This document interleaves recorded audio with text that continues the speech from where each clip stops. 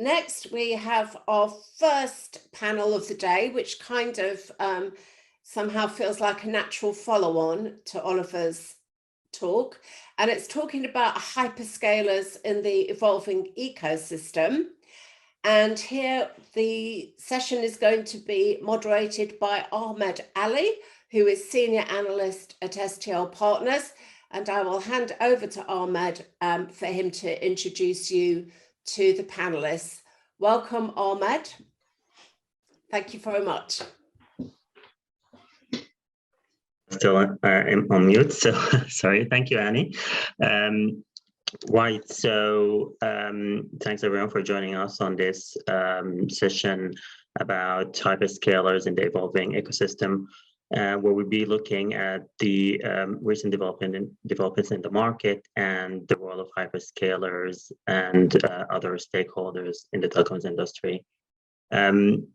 So over the last 2 years or so, the hyperscalers have been kind of evolving more and more in the telecom space, and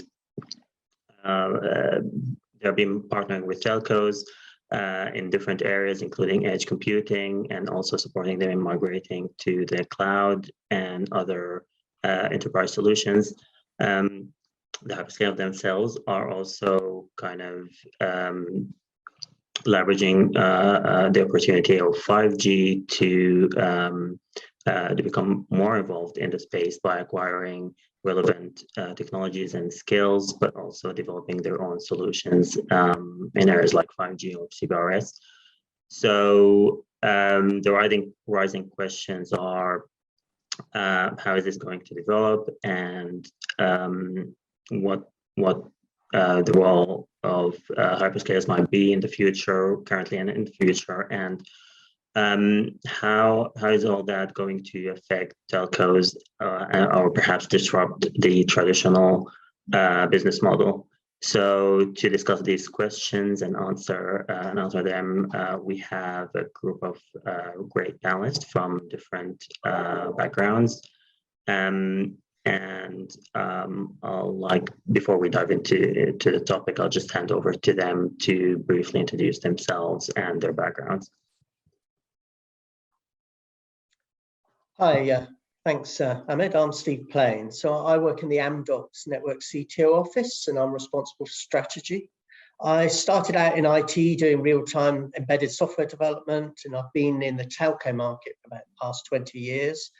I've always been on the vendor side of the house in different companies, mainly working in and around the OSS sector. And over the last few years, I've been increasingly interested in what the hyperscalers are bringing to the telco market and how they're affecting it. Hence, today's panel is pretty exciting to discuss that with people. Thank you. Thank you. I am Martin Taylor. I work for Microsoft in the Azure for Operators organization, working on strategy for hyperscale cloud in partnership with network operators. I used to be the Chief Technical Officer at Metaswitch, where I was there for something like 16 or 17 years. So I've got a fairly long history in the telco industry. I'm probably best known in the industry for being a very early proponent and evangelist for the cloud native way of building network functions, and the natural destination of that journey from proprietary hardware appliances to cloud native. The final destination ends up being hyperscale cloud is the best place for these things ultimately to live. It's obviously a long journey. The final destination may be some years away, but the direction seems fairly clear. So I'm working with Microsoft on that journey. Thanks, Martin. Yeah, hello everyone, and I'm Franz Sizer. I'm with Deutsche Telekom. I belong to a technology and innovation entity. I think I know Martin already from the early days of virtualization. So my background was mobile core, and then also a cloud, of course, in the journey of virtualization. Since 2 years now, I'm leading our internal program where we look at radio disaggregation, based on O-RAN technology, again with the same target to disaggregate and to at least the baseband in radio virtualize, and again put on standard hardware as much as possible. It's also driving again this hardware software separation also in that area. Great, thank you.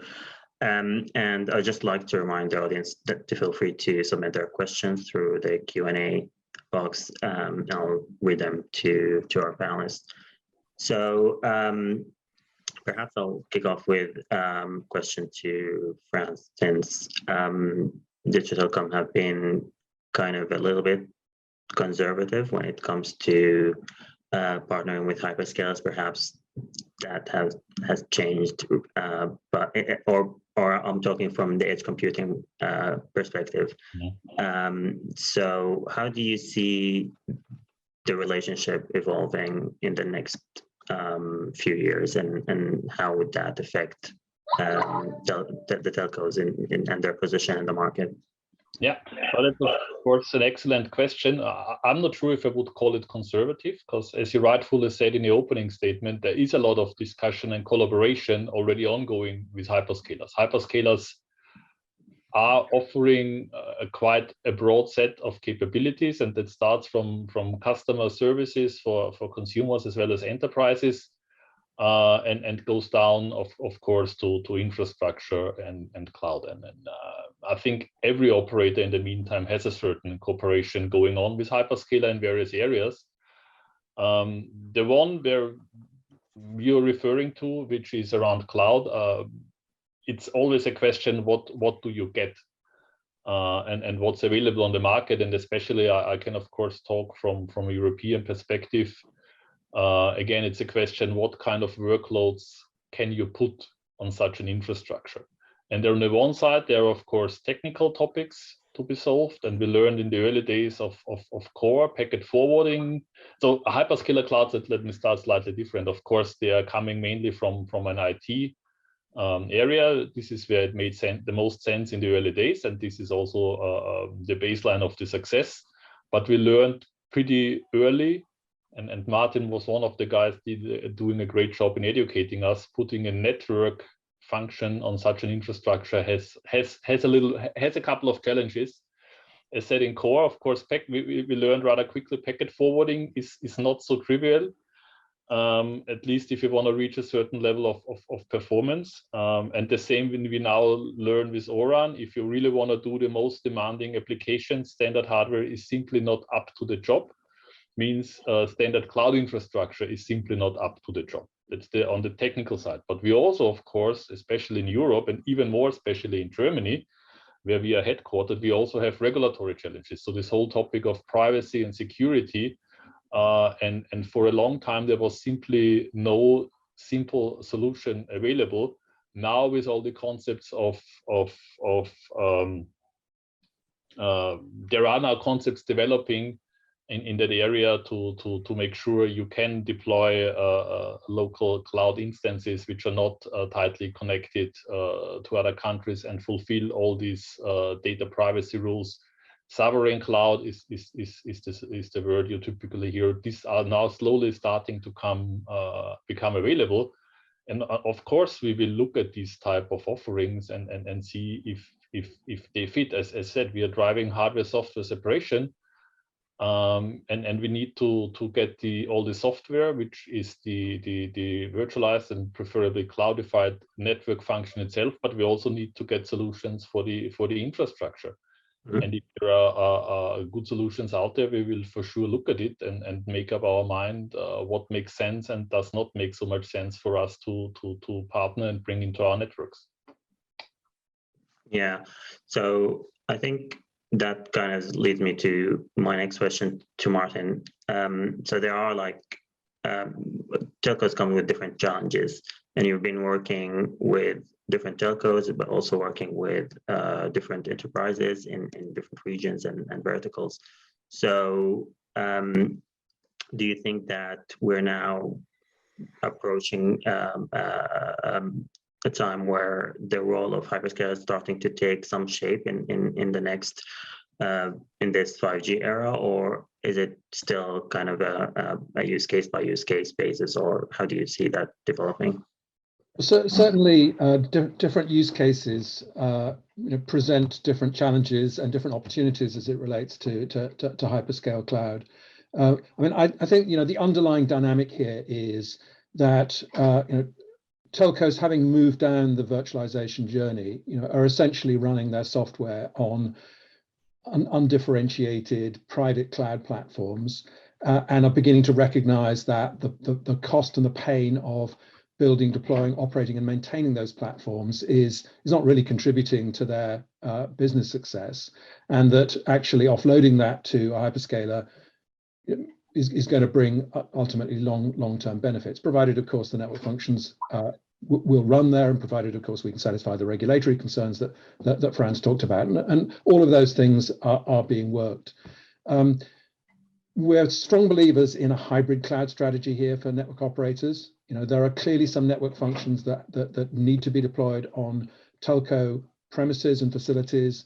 Franz talked about packet forwarding as a particular issue. So I don't think I'd be the last person to suggest deploying a user plane function for the 5G mobile broadband service in a public hyperscale cloud. It just doesn't belong there. It belongs in the telco premises, and we have solutions in that space. I mean, we just announced at Mobile World Congress Azure Operator Distributed Services, which was built on the AT&T network cloud technology, designed for telco on-premises deployment, and optimized for workloads like packet forwarding and O-RAN for that matter.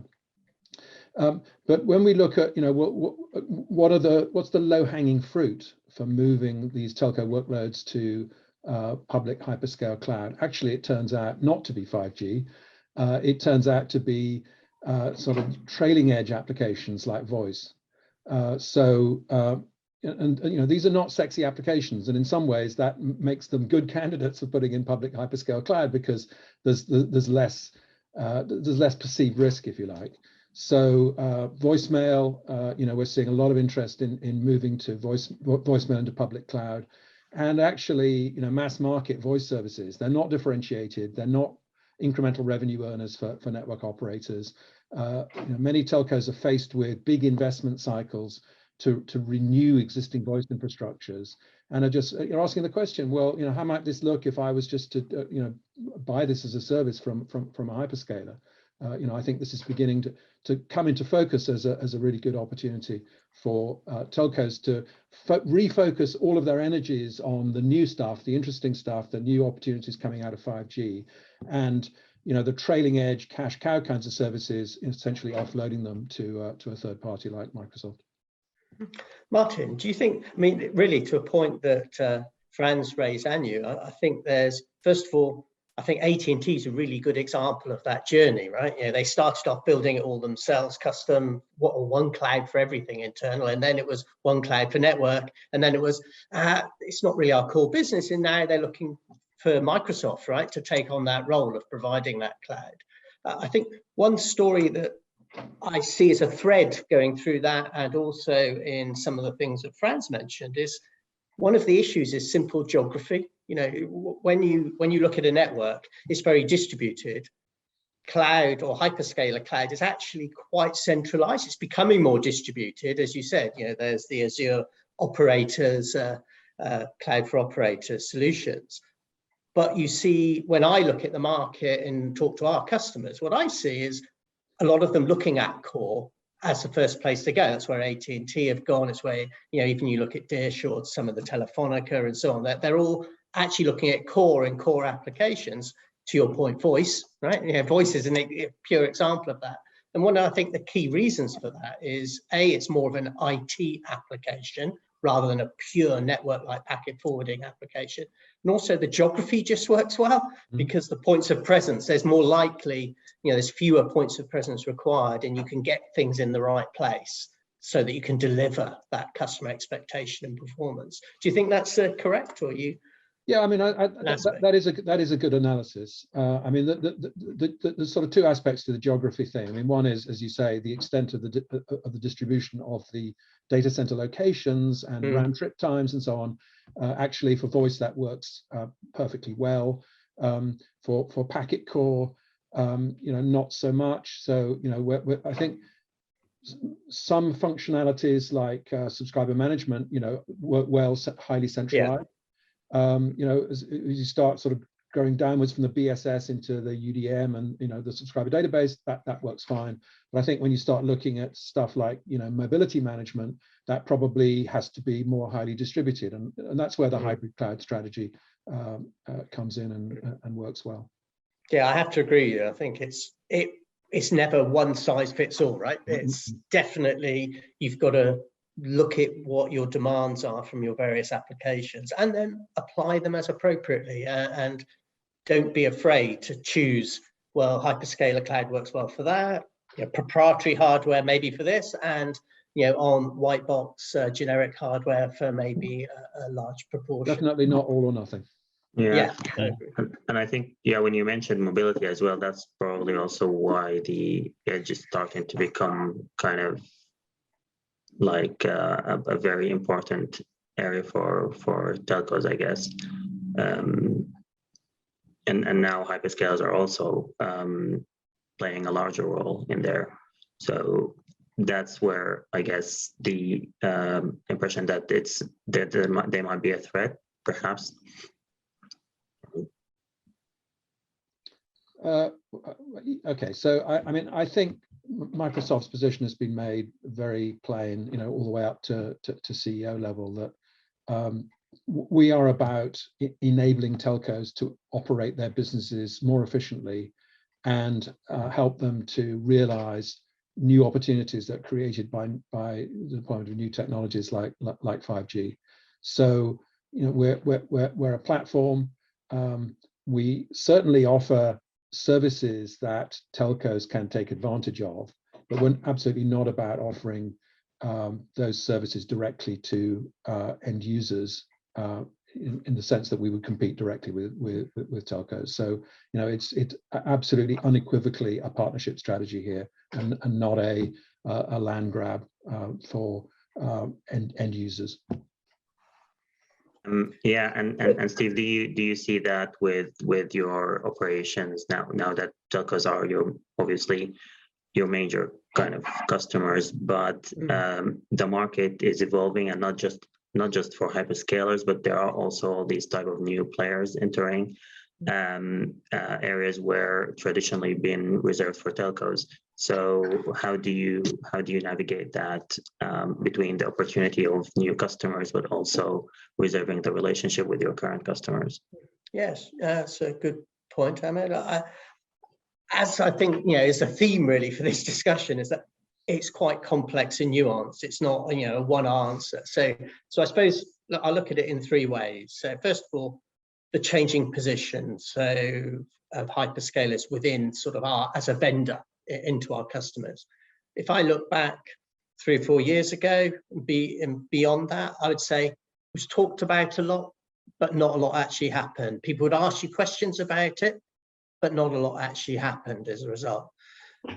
Where we are now is that whenever we engage with service providers, how hyperscalers are contributing, what role they're playing is a required part of the discussion. And it's typically a required part of the deployment in some shape or form. And so as I look now and going forward, they are increasingly part of the solution. They're not all of the solution, but they're part of it. So when I look at our main business, which is doing OSS, BSS projects into service providers, that's the majority of our business. We are deploying sort of large transformation projects, typically back office projects. And the hyperscalers are a good partner in that. They're a critical part of that solution. And whether they're providing just raw infra, compute platform, whether they're providing cloud services, whether it be database or some analytics services or so on. And in some cases, increasingly providing networking services. So we recently did a big deployment with SES Satellite, where we were using the Microsoft network as a backhaul for them, you know, international backhaul, for example. So, but that was part of the solution. You know, it's all, we were still leading, you know, that it was a complex project with many vendors in it. The hyperscalers are now becoming a vendor in that complex project all the time. You know, it's an expected part of it. And then when I look, the bit where I sort of differ slightly maybe from Martin is when I look then at, okay, so that's deploying networking operational support systems. If I look at the services that our service provider or operators want to offer to their customers, the enterprises, here I think it's a little bit more revolutionary. I think first of all, the hyperscalers have upped the bar. They've lifted the bar on what enterprises expect from services being offered, you know, whether that be just the simplicity of the service, the ease of deployment of the service, the ways of paying for the service, the fact that they can use it and stop and use it and stop. Maybe it's on consumption based and so on. So it's changed the nature of how some of those services are offered. But it is, there are sometimes those are new services, sometimes they're alternate to existing services that are being offered. So and that's fine, that's natural competition within the services that an operator's offering to his enterprise customers. However, I think the dynamic and maybe the competitive dynamic in that space is that who owns the relationship with that enterprise at that point?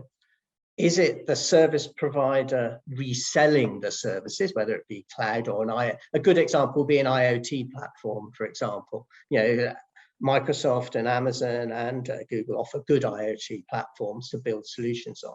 So the service provider may well offer that, but is the who owns the commercial relationship? Is it the service provider reselling and owning that commercial relationship, or is it that the hyperscaler contracts direct with the enterprise, basically in an over-the-top manner, even though it's enabled by the networking, because the networking is an absolute critical and essential part.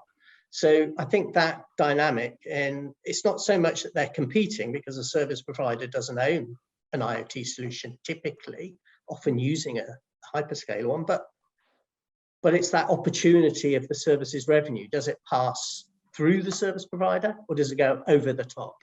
And I think that's quite interesting.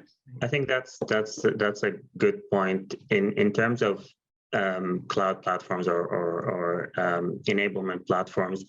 It seems like the relationship usually is with the platform owner. It's like they kind of, well, historically they have been built well. Developing that kind of relationship with developers and the users, and therefore they are the face of the service. So I think when it comes to areas like the edge and private networks now, the telcos might be challenged by the idea of using external platform. So I think services. So I think it's all about the solution. You know, it's all about the solution the enterprise wants, and I think connectivity is a really good part of that. We've been working in the 5G Open Innovation Lab with Microsoft in the team in there based in Canada. And what's really fascinating there is how exciting customers are finding it. It's created a huge amount of interest because it focuses on the solution. Networking is critical, but the solution is even more critical, and how you build those solutions is really strong. And so, but you have to provide the right network in the right place for the right cost, and doing that work is something that AMDOCS is part of the key part that we offer there, and bringing it together within that lab environment to build an end-to-end solution is. Yeah, if I can venture a comment about IoT and the sort of ecosystem around it. I mean, in reality, most of these kinds of enterprise IoT projects are very much driven by some very specific vertical application, you know, whether it be robotic control or video analytics or, you know, inspection or compliance or something like that. And actually the experts who normally lead those kinds of projects are the system integrators. You know, this is the Capgeminis and the Atoses of the world. And, you know, actually both the IoT platform providers like Microsoft and the operators end up being part of that ecosystem, but essentially subsidiary to the main business, which is around developing, supporting, and maintaining the application that is driving the need for that connectivity and the need for that IoT platform. Now, that's not to say that telcos can't play that role. I mean, we've certainly got some telco customers who've got very strong IoT application development capabilities, work hand in glove with enterprise customers. I mean, it may not be a space that telcos traditionally have been strong in. There's absolutely no reason why they can't step up. And as I say, we've certainly got customers who are doing that very successfully in the telco space. I think that's a really good point, Martin. It's interesting when I look at the 5G open innovation hub where we're building these solutions. You know, we did drone IoT type things there, and we're looking at port automation there in the 5G open innovation. Actually, the role that AMDOCS is taking is actually that SI role. And sometimes we're doing it with Ahmed, sometimes we're doing it with Microsoft, but the role that the customer is expecting of us is to be more of an SI role, and how important that is. And yes, we have to bring in our network credentials of being, say, to integrate that open RAN component to help build the components together to provide the connectivity, whether it be in a private or public network solution. But it is that SI role is really important, and the ability to do that in an increasingly complex environment, right? Let's say, because there's lots of software components that need to be pulled together to deliver this solution. We should really get an operator perspective on this from Franz. Yeah.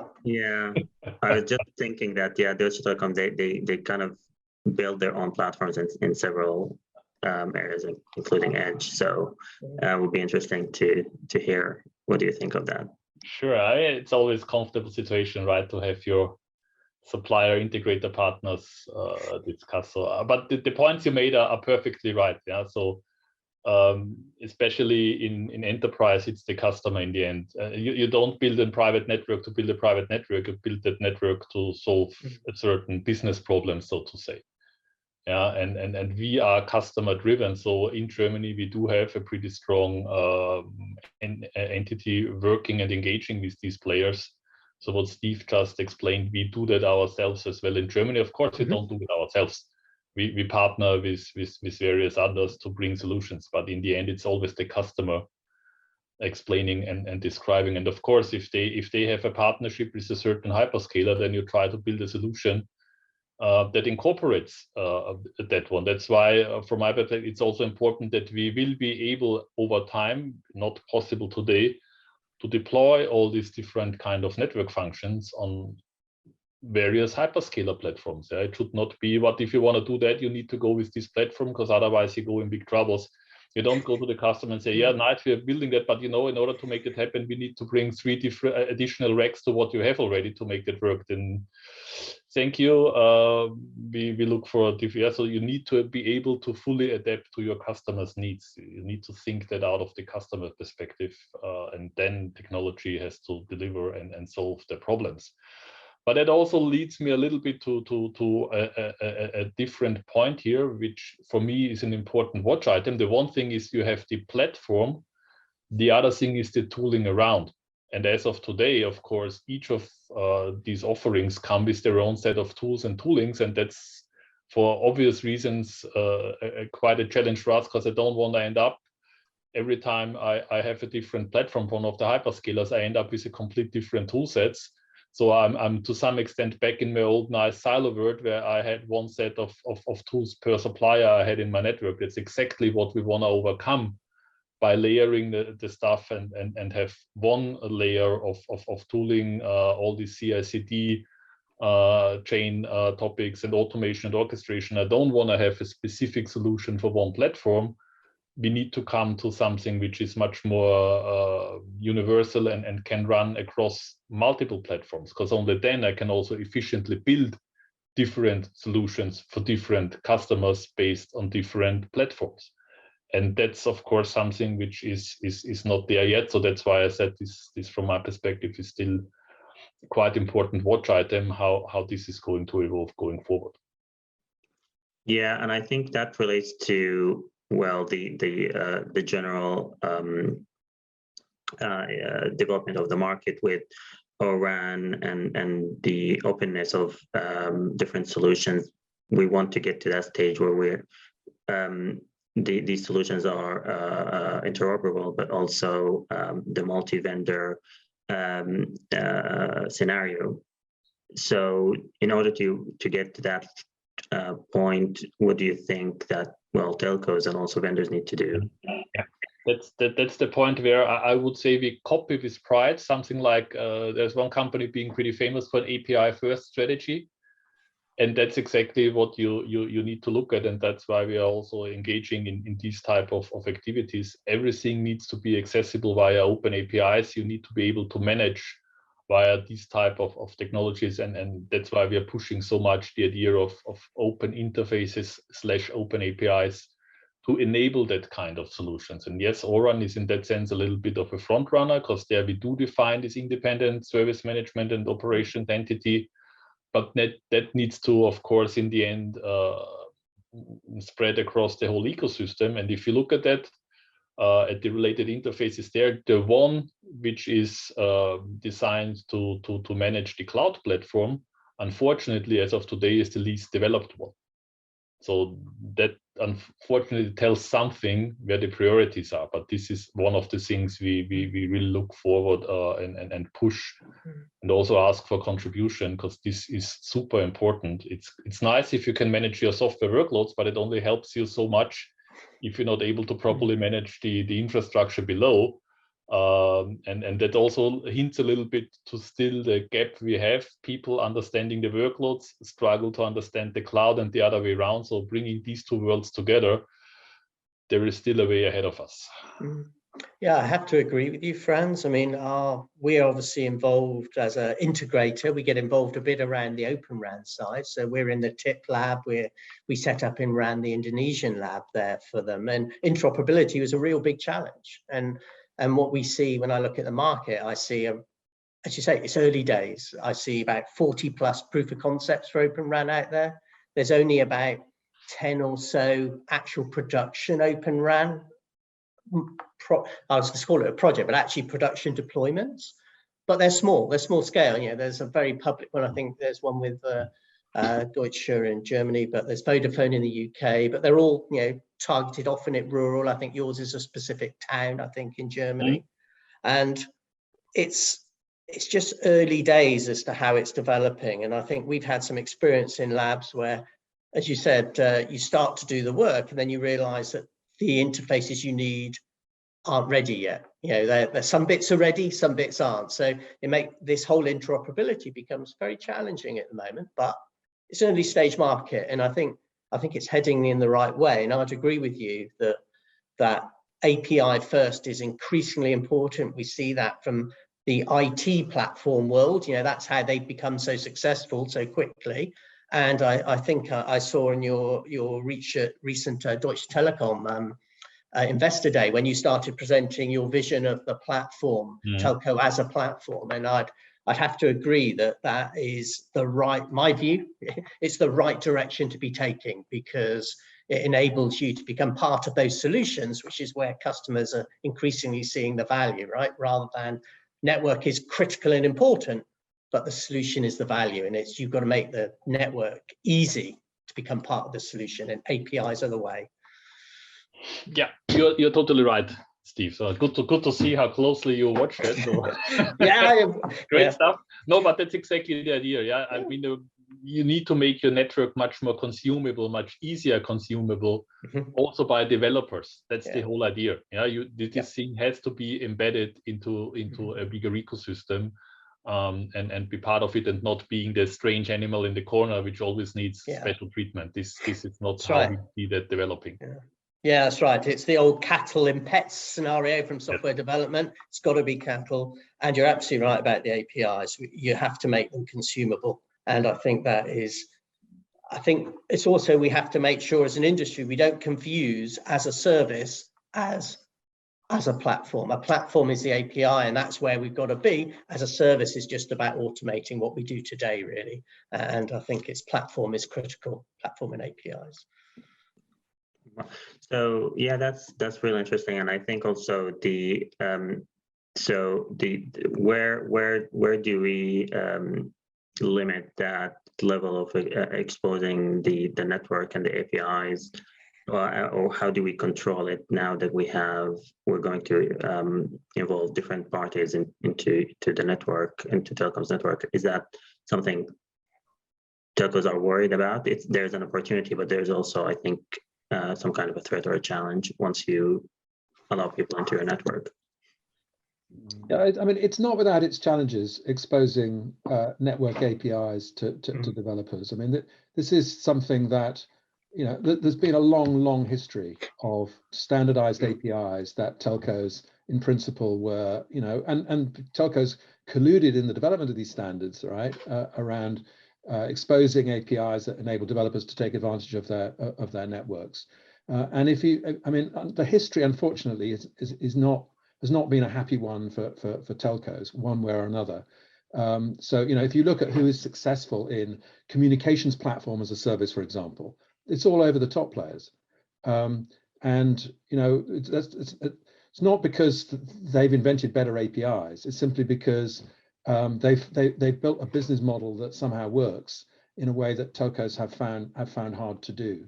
So, you know, the fact that we're talking about openness and, you know, interoperable components and, you know, ORAN with the potential to expose APIs doesn't make the challenges of exposing those APIs go away.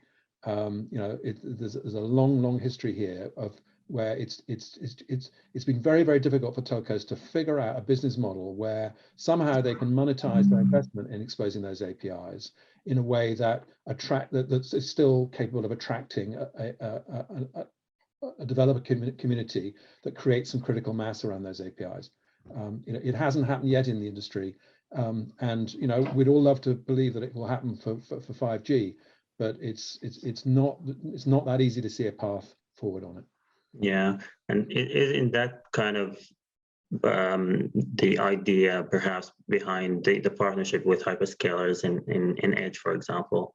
So obviously telcos need hyperscalers platform in order to grow the market and allow developers, and they don't have that skill. But I guess there is this constant fear that they might give away too much, perhaps. Yeah, I mean, look, I think there is a terrific opportunity here for telcos to partner with hyperscalers, because hyperscalers do know how to expose APIs. They do know how to attract developer communities and ecosystems. And they do have a lot of platform capabilities that wrap around those APIs that enable people to build applications quickly. What's needed here is a relationship between telcos and hyperscalers, whereby you know, we find a way to expose appropriate network capabilities through APIs that are accessible in those hyperscale platforms. And you know, that may well involve normalizing the APIs, because you know, the reality is that each telco network is going to have some different underlying capabilities, and you know, somehow or other, and you can't have a situation where you're trying to expose APIs to developers that only work on operator A's network and doesn't work on operator B's network, right? So there needs to be some kind of normalization layer. I think we're still at a very early stage in this journey, to be honest. But I think, you know, that there are some early promising signs. You know, we've started to get some good trials out there with public MEC, for example, with certain operators, where, you know, this whole question of APIs. There's a new API initiative within Linux Forum called Camara, you know, which is trying to put some open source focus on this space.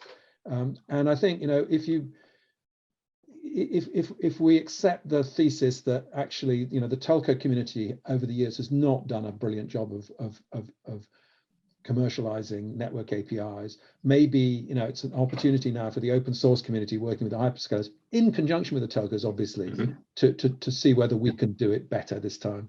Yeah, fully second that, and surprise, we are part of this Camara exercise, and we learned it. Yeah, I think we thought the APIs in the past too telco centric. They were simply by far too complex for the average developers. You need to have a lot of network understanding to use the APIs. and then again different per suppliers, and we need to much better understand how do you make a proper API that is easy to consume for a developer, and sometimes I would even say less is more.